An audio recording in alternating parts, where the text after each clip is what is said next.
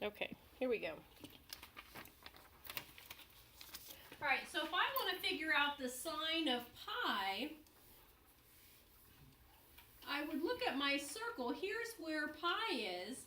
It's -1, 0. And remember, every angle is cosine the angle, comma, sine the angle. So the sine of pi would be 0. Cosecant pi is the reciprocal. So remember, you cannot leave 1 divided by 0. We need to tidy that up and say it's undefined. Okay, the cosine of pi is -1.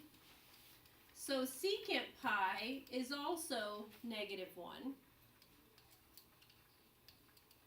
Remember what we talked about yesterday? Tangent theta is sine theta divided by cosine theta. So the tangent of pi is 0 divided by -1, which is 0. And then cotangent pi would be the reciprocal, which is undefined. In a future lesson, we'll talk about the graphs of these, and that cosecant and cotangent will have vertical asymptotes at pi. So it'll be a nice connection. Okay, any questions now? This was our 5th one. Is this coming back to you from last year? All right, good. All right, what is the domain of sine and cosine? Well, if you remember, sine and cosine oscillate forever to the right and forever to the left. Now the range, do you remember how sine and cosine, they're bounded between what two numbers? Good job. Okay, so what that means, and I want you to really stop and think about this a moment, that means that any angle you stick in to the sine function or the cosine function can only spit out anywhere between -1 and 1. Like, I can't say the sine of some angle is 2. I can't say the cosine of an angle is -7. You know, it's not going to spit out those kinds of numbers.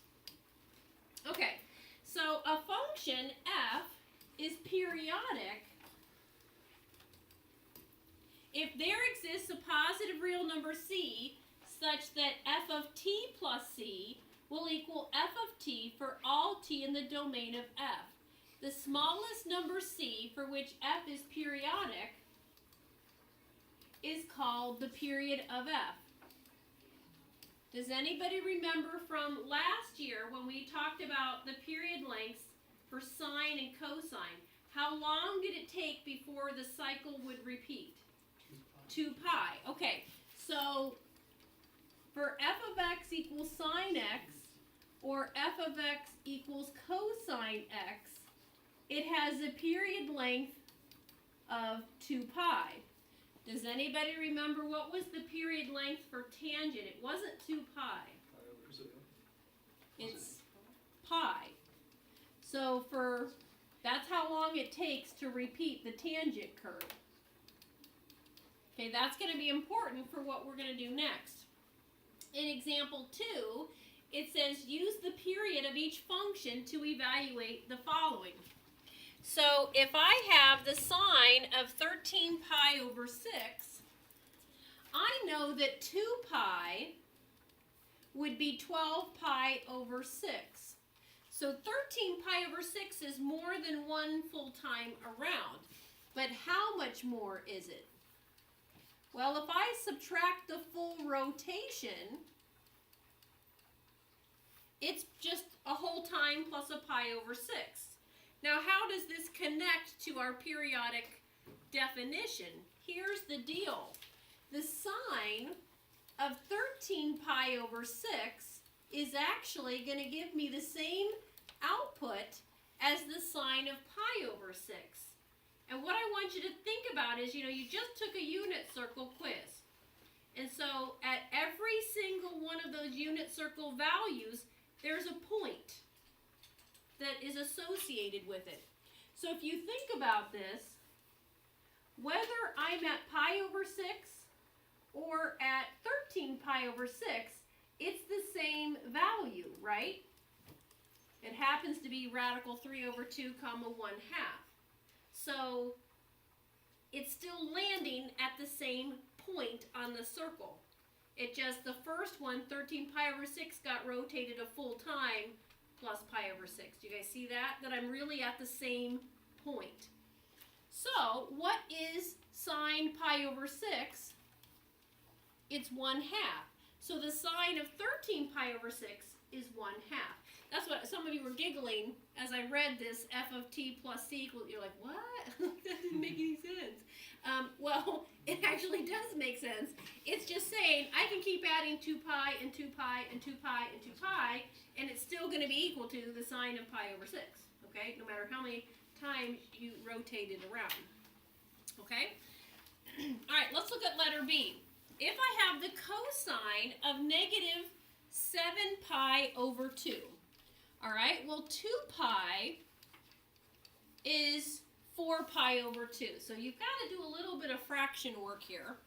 And so if I rotate, though, just in the negative direction, one full time around, okay, in the clockwise direction would be negative 4 pi over 2.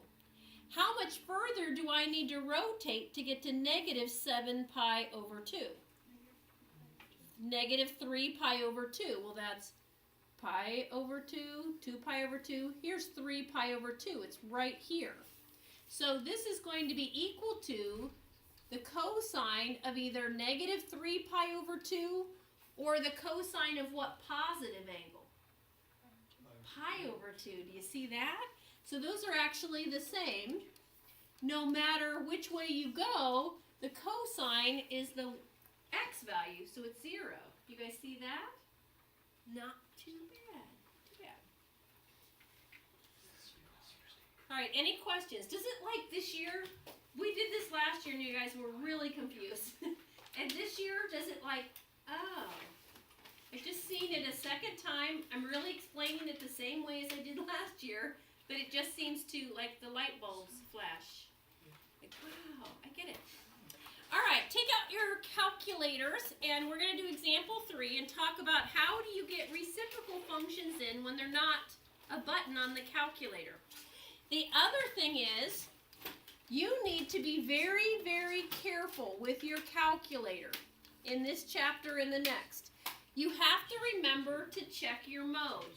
Do you see any degree symbols there? It is assumed radians. So let's take out our calculators and check your mode. Make sure you're in radian mode. I am. Now cosecant 5, there is no cosecant button. But what do I know about cosecant? It's the reciprocal. It's 1 divided by sine. So in order to do this, it's 1 divided by the sine of 5. And let's round 3 decimals. I'm getting negative 1.043. Okay? So then in letter B, to do cosecant pi over 8, I'm going to take 1 divided by sine pi divided by 8. And I'm getting 2.613. All right, sine 2 pi over 3. Well, I can just enter that one. And I'm getting 0.866. How will you enter cotangent? What do you know about cotangent? It's the reciprocal of tangent. So I'm going to do 1 divided by tangent, 1.5. And I'm getting to 3 decimals, 0.071. Okay? Any questions on how to use the buttons on your calculator? Check your mode, and to do secant, cosecant, or cotangent, you have to use a reciprocal. Okay, is the back of your page blank? Because I need to go over something else with you. We were sort of doing it on the ACT worksheet, but I need you to add something here. If I look at f of x equals sine x, this is an odd function. So f of negative x equals negative f of x. So the sine of negative x is negative sine x. Okay, this is going to be important for your homework tonight. F of x equals cosine x is even.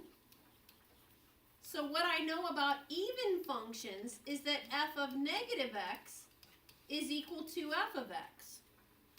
So the cosine of negative x is the same thing as cosine x. So let's look at an example.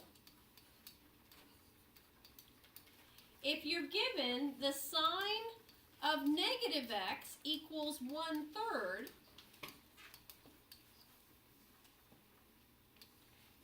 I want you to find the sine of x and cosecant x.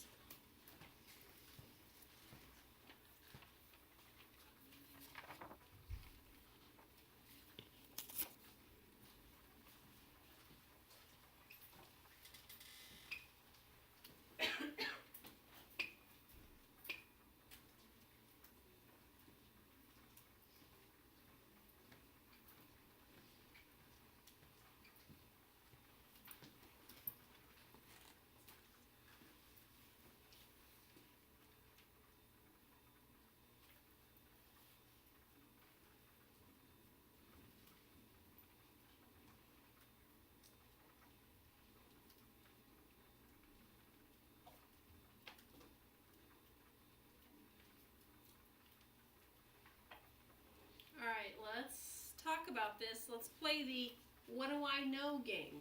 If you know the sine of negative x is 1/3, what do you know?